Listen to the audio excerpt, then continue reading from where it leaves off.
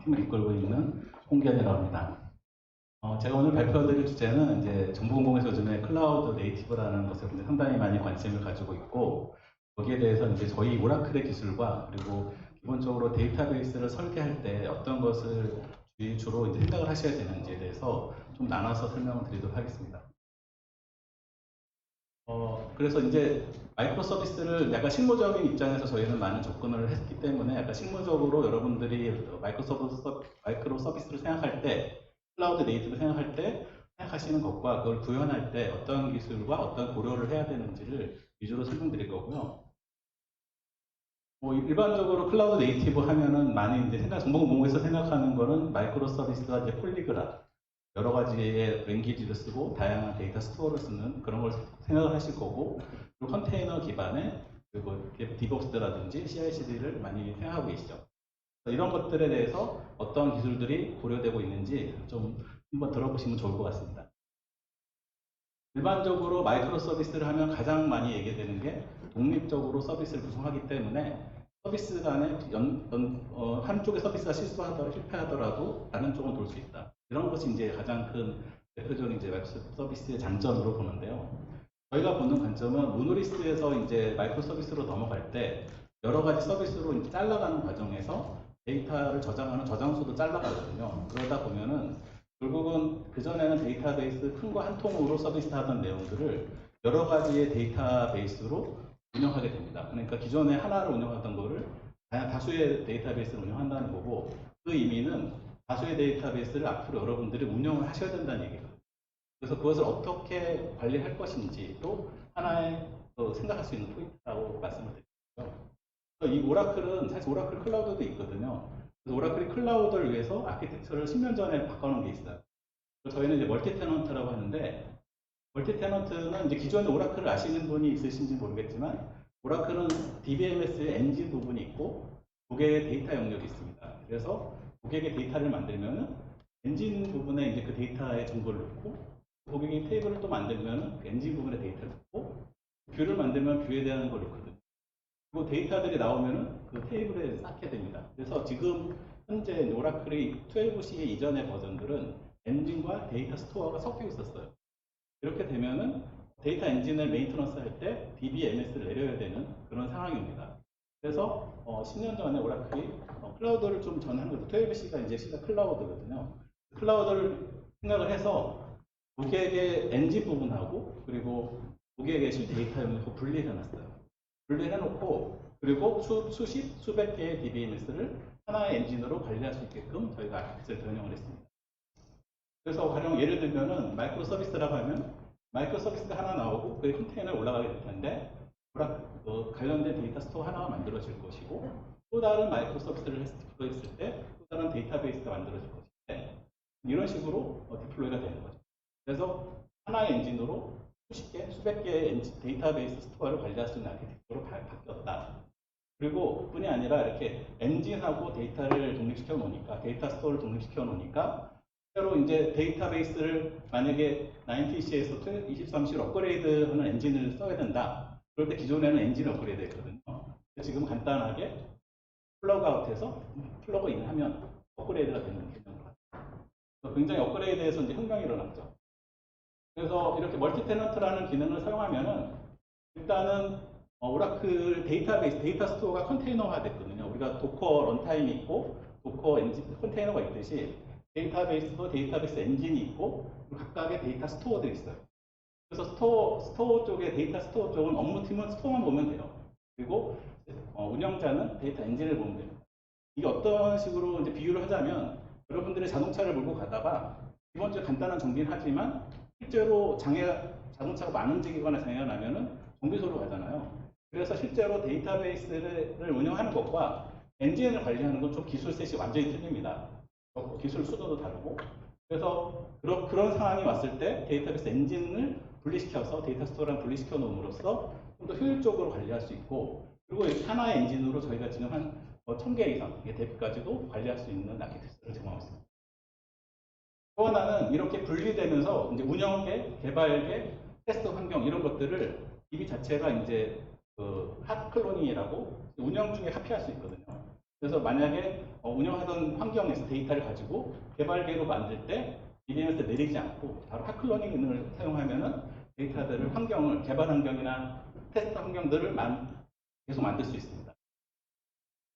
또 하나는 업그레이드가 굉장히 혁명적으로 발전했어요. 업그레이드 할 때 엔진을 내릴 필요가 없고요. 그냥 데이터를 언플러그 한 다음에 플러그인 하면 새로운 엔진을 플러그인 하면 DB 업그레이드 효과가 있습니다. 그래서 이렇게 언플러그와 플러그인의 시간, 그 정보만 옮기는 승보만 가져가면 업그레이드가 된다. 또 하나는 이제 여러 멀티 클라우드 환경으로 이동을 할 때 플랫폼을 옮기는 게 굉장히 힘든데 옛날 때는 데이터베이스를 옮길 때 굉장히 많은 시간이 필요했는데 지금은 데이터 파일 카피하는 시간 플러스 수분 정도 들어가면 데이터베이스가 마이그레이션 되는 효과도 있습니다. 두 번째로 마이크로 서비스 하면 폴리그랏이라는 겁니다. 폴리그랏은 뭐냐면은 다양한 랭귀지를 써서 가장 그 회사에 맞는 데이터 타입을 저장하는 거예요. 그래서 일반적으로 도큐멘트 DB, JSON을 위주로 하는 데이터를 저장할 수도 있고 그리고 뭐 우리 RDBMS 데이터를 저장할 수도 있고 NoSQL을 쓸 수도 있거든요. 이것들을 각자 용도에 맞게 쓸 수 있다는 게 장점이죠. 다만 단점은 그 엔진들을 또 관리를 하는 기술자가 있어야 돼요. 그 기술만큼. 그러니까 다양한 기술을 쓰는 만큼의 기술 수준을 가져야 되는데 사실 오라클은 데이터 전문 회사다 보니 그 데이터들을 다 한 DB에서 처리할 수 있게끔 형상을 계속 해왔어요. 여러분들 잘 모르시지만. 그래서 JSON이라는 데이터 타입을 21C부터 또 만들어서 제공하고 있고 어떤 거냐면은 여러분들이 넘버라든지 바차투라는 데이터 타입 아시죠? 그거랑 동일한 수준의 JSON이라는 데이터 타입을 만들어요. 그리고 JSON이라는 데이터 타입을 만들면 JSON은 굉장히 스트럭처지 않은 스키마 레스한 그 데이터 저장할 수 있거든요. 이 테이블에 보면 이제 인플로이 테이블인데 마지막에 JSON으로 한 플렉스라는 테이블은 고객의 이력서를 저장하는 문서를 저장한다 이렇게 했을 때 그 도큐멘트 스킬이라는 부분을 뭐 C나 C++ 이런 걸 넣을 수도 있고 또 경우에 따라서 이 사람이 얼마나 그런 특허를 가지고 있는가 특허 5개 있다 이런 거를 자유롭게 기술할 수 있거든요. 이런 정보를 넣고 빼는 것뿐만 아니라 SQL로 다트로 기분하면서 키값을 지정해 나가면 SQL로도 흡사베타 할 수 있습니다. 일반적으로 JSON은 NoSQL이기 때문에 SQL을 지원하지 않지만 오라클은 그런 JSON 데이터조차도 다트로 해서 정보를 셀렉트할 수 있다. 그리고 당연히 기존에 있던 도큐멘트 DB에 쓰던 그런 API라든지 이런 것도 포함되게끔 저희가 제공하고 있고요. 성능적인 측면을 봐도 뭐 이런 몽고DB라든지 또 아마존에 있는 그런 그 데이터 스토어, JSON 관련 데이터 스토어보다 2배에서 4배 정도 성능이 더 나온 거로 아래에 이제 URL 테스트 결과가 나와 있고요. 또 하나는 스페이셜이라고 이제 요즘에는 모바일 폰에서 이제 많은 일을 하잖아요. 근데 이 정보를 어느 위치에서 요청을 했는지가 또 중요한 정보거든요. 그래서 고객의 위치라든지 여러 정보들의 약간 그 위치적인 정보 그것들도 처리를 해야 되는데 이것도 아까 JSON과 같이 SDO.geometry라는 어떤 타입이 있어서 고객의 위치 정보를 저장할 수 있죠. 당연히 단순하게 위치 정보 유경도를 저장하는 것뿐만 아니라 그걸 기반으로 반경 5km에 있는 어떤 데이터를 뽑아달라 이런 기능까지 같이 제공하는 겁니다. 그러니까 RDB의 특정한 데이터 타입을 이용하면은 어떤 지리 정보에 관련된 쿼리도 같이 날리면서 원하는 데이터들을 가져올 수 있어요.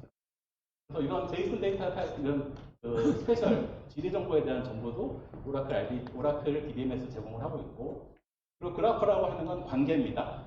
누가 누구한테 뭘 하고 영향을 어떻게 미치고 이런 관계형 모델은 약간 뭐 금융 사기라든지 어떤 패턴을 가지고 하는데 쿼리를 하는데 되게 찾는데 되게 좋은 언어예요. 언어 데이터베이스예요. 근데 오라클은 이런 기본적인 버텍스나 엣지라고 하는 관계의 중심에 되는 주체랑 오브젝트랑 그 관계를 형성하는 그런 데이터들을 테이블에 넣어놓고 그리고 이제 그런 관계를 찾아가는 언어가 있습니다. 이렇게 프로퍼티 그래프 쿼리 랭귀지라고 PGQL이라는 랭귀지가 있는데 이것도 오라클 SQL에서 할 수 있어요. 그러니까 SQL 프롬프트에 갔어서 이 언어를 쓸 수도 있다는 거예요. 그래서 그 관계를 찾아가는 그런 SQL도 오라클 DBMS는 이미 지원을 하고 있었다는 거죠.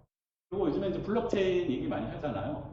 블록체인은 뭐 아키텍처가 동일하진 않습니다. 근데 그 내용을 보면 위의 변조를 방지하는 게 블록체인의 가장 큰 기본적인 사상이고요. 오른쪽 위에 보면 우리가 크리에이트 테이블이라는 중간에 크리에이트 블록체인 테이블이라고 만들면은 로와 로 간에 체인을 만들어줘요. 그래서 어느 특정한 사람이 데이터를 위변조하면은 바로 인서트도 안 되고, 그리고 중간중간에 데이터베이스 어드민이 누가 위변조 했는지를 찾아낼 수 있습니다. 그래서 위변조를 방지하는 기능도 DBMS에 들어가 있다. 그래서 그 전에 약간 데이터의 타입별로 데이터베이스를 여러 개를 한다면은 거기에 관련된 엔지니어나 관리자들도 그만큼의 수를 유지하셔야 되고 그만한 기술 수준을 가져야 되는 반면에 오라클로 오시면은 오라클 아까 말했던 컨테이너 하나의 DB에서 수천 개의 DB까지 관리할 수도 있고 엔진으로 관리할 수도 있고, 그리고 여러분들이 고민하던 각종 데이터 타입도 이렇게 DBM에서 타입으로 제공하고 있고요. 제가 말한 이 기능들은 전부 다 무료로 사용할 수 있습니다. 멀티 테넌트만 이제 3개까지는 저희가 무료로 하고 있고, 이상은 이제 판매를 하고 있고요. 또 하나, 제가 이제부터는 여태까지는 이제 약간 오라클 제품에 대해서 많이 얘기 들었는데, 약간 마이크로 서비스 개념에서 들여다봤을 때, 서비스를 나누는 거 어떻게 나눌까를 굉장히 고민을 많이 하시거든요. 그래서 뭐 서비스가 확실히 분리된 경우, 아니면 충분히 큰 경우, 이렇게 정부에서도 가이드라인을 주고 있습니다. 근데 저희가 생각하는 데이터베이스 쟁의로서 생각하는 거는 이벤츄얼 컨시스턴시라는 거를 허용하느냐가 되게 중요해요. 이벤츄얼 컨시스턴시를 허용하느냐라는 걸 예를 제가 든다면 굳이 지금 그렇다는 게 아니라 여러분들이 만약에 전입신고를 했어요. 전입신고를 한 다음에 그다음 제가 전입신고를 하면 이렇게 등기부등본을 뽑아주잖아요. 왔다는 증명을. 전입신고를 한 다음에 등기부등본을 뽑으면은 그 순간에 아직 안 왔다고 할 가능성이 있다라는 거예요. 약간의 이벤처 컨시스는 언젠가는 동기화된다. 하지만 동기화를 바로 하는 건 아니에요. 스트롱 컨시스는 약간 대비되는 거거든요. 그래서 그러한 것을 허용하는 업무라면 자를 수 있어요. 그런 것을 허용하지 않는 업무라면 자르시면 안 되는 거죠. 그래서 그런 이벤처 컨시스트라는 트랜잭션 개념에서 허용하는지 안 하는지도 굉장히 서비스를 분리해 나가실 때 중요한 잣대로 삼으셔야 된다는 거죠.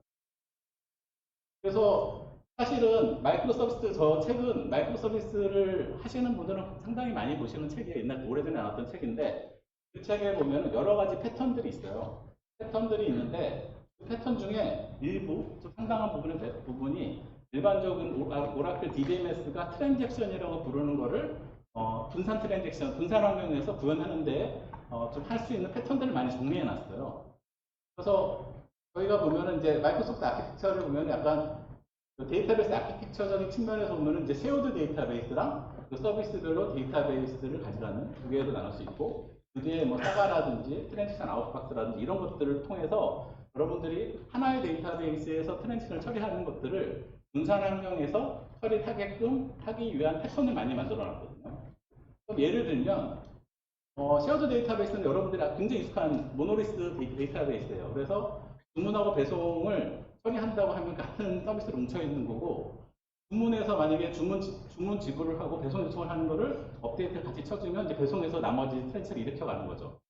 근데 이것들을 분리를 시키는 거예요. 서비스랑 주문이나 서비스랑 배송이나 서비스를 나눠버리면은 두 개는 완전히 독립된 데이터베이스거든요. 그리고 주문해서 다른 서비스에 바로 업데이트 칠 수가 없어요. 마이크로 서비스는 그렇게 하면 안 돼요. 그러다 보니까 주문 지불과 배송 요청을 어떻게든 동기화를 해나가야 되는데, 그래서 여기에 나온 패턴 중에 하나가 메시지를 전달하는 방식에 대한 패턴이 정리되어 있고요. 또 하나는 주문과 배송이 완결됐을 때 전체적인 게 완결됐다고 보장하는 트랜잭션 개념의 패턴이 또 하나 생기게 됩니다. 그래서 주문과 배송이라는 것을 봤을 때 그러면은 단순하게 업데이트를 칠 때 바로 치진 않고 이렇게 메시지 브로커를 이용해서 치는 경우가 또 하나의 케이스로 이제 운영이 될 텐데, 이렇게 바로 메시지를 발행했을 때 문제가 뭐냐면요. 우리가 주문 지불하다가 만약에 신용카드가 잔고가 없어요. 그러면 걔는 이제 에러가 나거나 장애가 날 수도 있죠. 장애가 났을 때 메시지는 이미 발행하고 내 트랜잭션이 완료가 안 됐다. 그럴 때는 되게 이상한 일이 발생합니다. 주문은 받지 않았는데 배송이 돼요.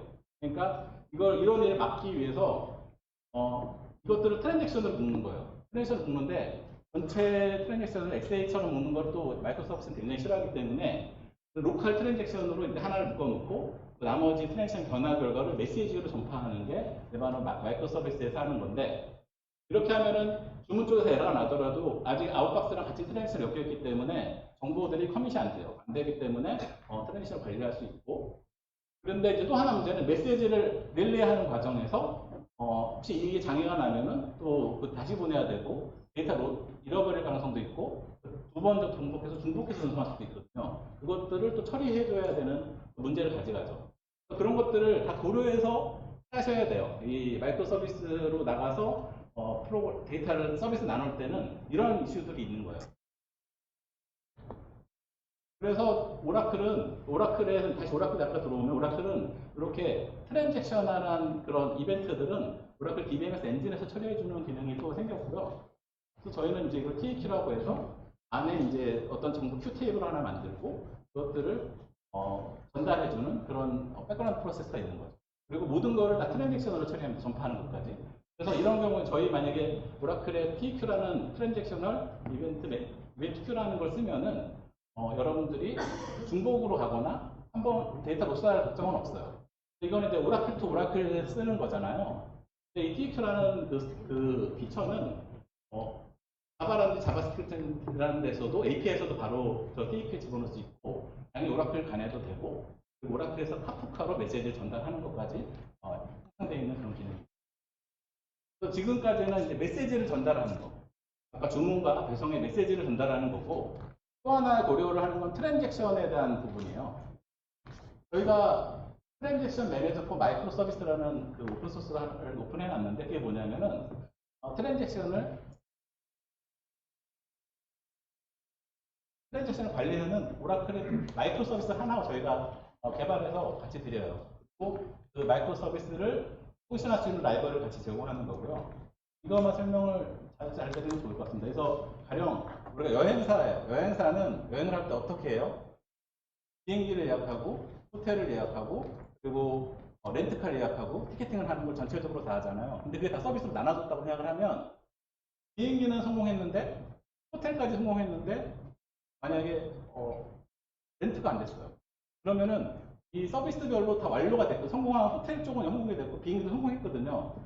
렌트가 안 된 거예요. 그러면 그걸 하나로 묶어서 렌트가 안 됐을 때 전체적으로 이게 안 된 경우가 있는지를 모니터링 하다가 안 됐으면 나머지 비행기나 그런 그 호텔 예약한 걸 다 취소시켜야 돼요. 그래서 컴펀세이션이라고 하는데 그런 것들을 총괄해서 관리해주는 그 서비스를 만들어서 제공하는 게 마이크로소프트 트랜스 매니저고 얘네들하고 코어하기 위해서 저기 위에는 그 빨간색으로 어노테이션이라고 하는 그게 그 패턴을 시작한다 그리고 컴플리트 했을 때 아니면은 컴퍼지션 루틴을 기록을 하면은 이렇게 간단하게 어노테이션만 집어넣으면은 원하는 트랜잭션을 처리할 수 있다는 것입니다. 마지막으로 얘기 드리면 쿠버네티스는 오라클이 만든 게 아니잖아요. 그래서 오라클의 환경을 이해하지 못해요. 근데 쿠버네티스는 API, 오픈한 API가 있거든요. 그 API 기반으로 저희가 쿠버네티스를 연동할 수 있게끔 프로그램을 짜놨고 저희 오퍼레이터라고 하고 뭐 다른 벤더들을 만들기도 합니다.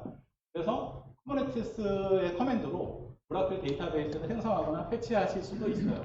이런 기능들을 오라클의 어떤 특정한 내용들 있죠. SID라든지 뭐 미니 파라미터 이런 것들을 만들어서 오라클 데이터베이스 생성하고 패치할 수 있는 이런 기능도 상상해 놨어요. 그래서 저희 마지막으로 좀 정리를 하자면 오라클 데이터베이스는 기본적으로는 1000개까지도 데이터베이스 운영할 수 있는 저희 오라클 클라우드에서 지금 전 세계에 있는 고객한테 이 멀티테넌트라는 기능으로 서비스를 하고 있거든요. 그래서 하나의 엔진으로 여러 가지의 데이터 타입과 여러 가지 다양한 저장소를 수십 개 저장소를 지원하기도 하고 그리고 아까 그 이벤트 큐를 관리해주는 아키텍처도 제안을 하고 있고요. 트랜잭션 매니저를 통해서 트랜잭션을 관리하는 것을 지원하기도 합니다. 그리고 오퍼레이터라는 것도 제가 있다고 했고요. 시간이 좀 없어서 이대로 그만 마치도록 하겠습니다. 네, 경청해 주셔서 감사합니다.